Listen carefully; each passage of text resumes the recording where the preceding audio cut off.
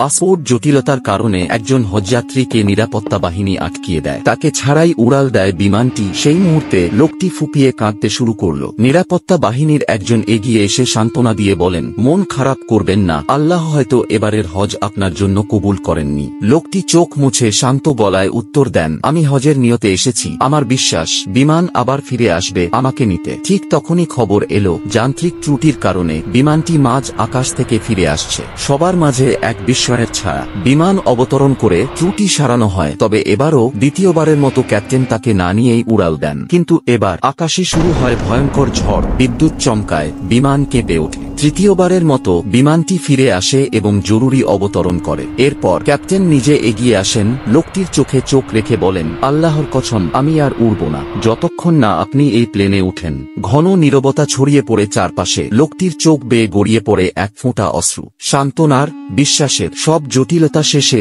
অবশেষে বিমান তাকে নিয়েই আল্লাহর ঘরের পথে রওনা দেয়। সৌদি আরবের আকাশের দিকে হৃদয়ের গভীর থেকে উচ্চারিত তাকবীর এর ধ্বনিতে মুখরিত সেই আকাশ।